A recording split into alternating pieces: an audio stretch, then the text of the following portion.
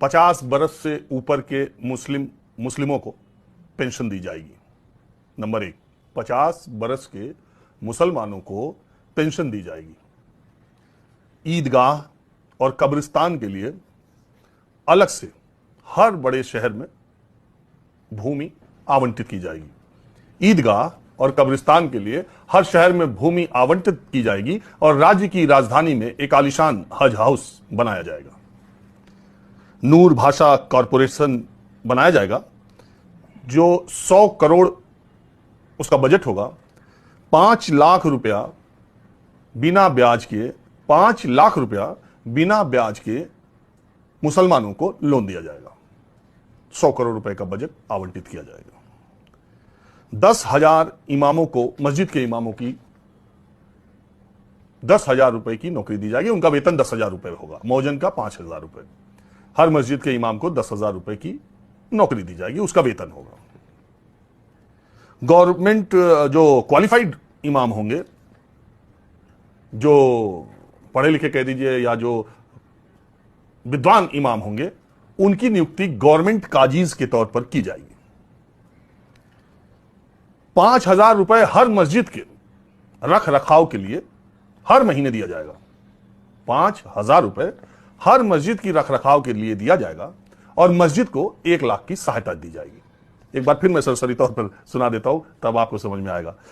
मुस्लिमों को 50 साल के ऊपर के मुसलमानों को पेंशन दी जाएगी। ईदगाह और कब्रिस्तान के लिए हर शहर में जमीन आवंटित होगी और राज्य की राजधानी में एक शानदार हज हाउस बनाया जाएगा। नूर भाषा कॉरपोरेशन बनाया जाएगा 100 करोड़ रुपए से और मुस्लिम फाइनेंस कमीशन के तौर पर कमीशन जो है वो 5 लाख रुपए का इंटरेस्ट फ्री लोन, ब्याज रहित ऋण मुसलमानों को दिया जाएगा। 10,000 रुपए इमाम की और वेतन होगा। 10,000 रुपए इमाम की सैलरी होगी। मौजन का 5,000 रुपए सैलरी होगी और जो क्वालिफाइड इमाम होंगे उनको गवर्नमेंट काजी के तौर पर सरकार में नियुक्त किया जाएगा, सरकारी नौकरी दी जाएगी और 5,000 रुपए हर मस्जिद की देखरेख के लिए महीने में दिया जाएगा और 1 लाख रुपए मस्जिद को सहायता दी जाएगी। इसके अलावा जानते हैं क्या है? यह टीडीपी चंद्रबाबू नायडू का चुनावी घोषणा पत्र है जो अभी अभी हुए चुनाव में उन्होंने आंध्र प्रदेश की सरकार के साथ, आंध्र प्रदेश की जनता के साथ लिखित वायदा किया है। क्योंकि भारतीय जनता पार्टी भी उनके साथ थी, पवन कल्याण भी उनके साथ थे, तो ज्वाइंट मैनिफेस्टो में यह बात आई। 5 इसके अलावा 4% मुसलमानों को आरक्षण और हर मुसलमान जो हज यात्रा पर मक्का के लिए जाएगा उसे 1 लाख रुपए की सहायता, सरकारी सहायता दी जाएगी। ये 2 वायदे भी चंद्रबाबू नायडू ने किए। आपको मालूम है कि जब आंध्र प्रदेश और तेलंगाना अलग अलग नहीं था, एक राज्य था, तो वहां पर उर्दू विश्वविद्यालय और हज हाउस, शानदार हैदराबाद का हज हाउस है, आप देख लीजिए, वो भी टीडीपी की सरकार ने ही बनवाया था। चंद्रबाबू नायडू ये कहते हैं कि देश भर के जितने भी मुसलमान हैं उसमें हैदराबाद के मुसलमान सबसे ज्यादा आगे हैं और उसका श्रेय टीडीपी को जाता है। अब चंद्रबाबू नायडू एनडीए सरकार के हिस्सा होंगे, आंध्र प्रदेश में भी, और मोदी जिसके प्रधानमंत्री होंगे, मोदी सरकार तो नहीं, एनडीए सरकार के प्रधानमंत्री जिसमें नरेंद्र मोदी होंगे, उसमें चंद्रबाबू नायडू की बैसाखी पर यह सरकार चलेगी। और चंद्रबाबू नायडू ने आंध्र प्रदेश में 4% मुसलमान रिजर्वेशन का वायदा किया है और 1 लाख रुपए हज पर जाने वालों को दिया। और मैं फहरिस्त आपको बता दूं।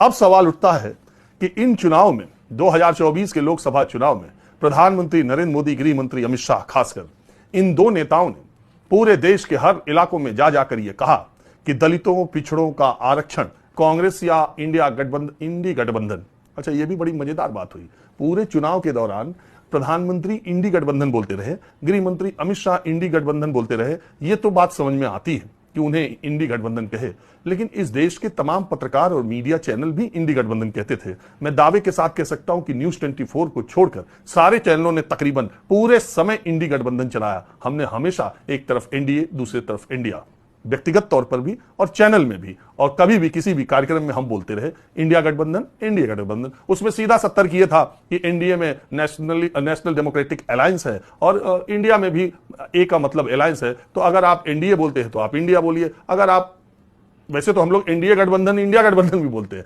लेकिन एनडीए और इंडिया होना चाहिए। लेकिन अगर आप या तो उधर एनडी बोलिए तब इधर इंडी बोलिए, लेकिन ऐसा नहीं बोला जाता। लेकिन देखिए जनता की ताकत, जनता ने सरकार भी नहीं बनवाई और सारे चैनलों में अब इंडिया लिखा जाने लगा, और वो सारे, आप ध्यान दीजिएगा, और सारे पत्रकार अब इंडी छोड़ इंडिया बोलने लगे। मैं दूसरी बात पे आ गया। तो प्रधानमंत्री मोदी और गृहमंत्री अमित शाह जब इंडी गठबंधन की कहते थे तो ये कहते थे कि इनकी सरकार आएगी तो ये आपका मंगलसूत्र छीन करके जिनके ज्यादा बच्चे हैं यानी मुसलमानों में बांट देंगे, आपका दलितों का, पिछड़ों का आरक्षण लेकर के ये मुसलमानों में बांट देंगे, हम आए तो आरक्षण खत्म कर देंगे या हम होने नहीं देंगे, मुसलमानों को आरक्षण नहीं मिलना चाहिए। और वहीं पर चंद्रबाबू नायडू ने मैनिफेस्टो में आरक्षण वाली बात तो नहीं कही, लेकिन अपनी तमाम रैलियों और संवाददाता सम्मेलन, वो करते हैं संवाददाता सम्मेलन, वो पत्रकारों के सवालों का जवाब लेते हैं, तो उसमें उन्होंने ये बात कही कि हमारी सरकार बनी तो 4% मुसलमानों को आरक्षण देंगे। अब बताइए, चंद्रबाबू नायडू को भारतीय जनता पार्टी की कोई जरूरत नहीं है। आंध्र प्रदेश में उनको इतनी ज्यादा सीटें मिल चुकी हैं कि बीजेपी की उनकी कोई जरूरत नहीं है। चुनाव पूर्व गठबंधन हुआ है तो इसलिए सरकार में शामिल हो जाए बीजेपी तो हो जाए, और वो यहां मोदी सरकार में शामिल हो जाए, प्रधानमंत्री मोदी की एनडीए सरकार में शामिल हो जाए तो हो जाए, अन्यथा उनको आंध्र प्रदेश में बीजेपी की कहीं कोई जरूरत नहीं पड़ी। उनके सांसदों की संख्या भी 16 है।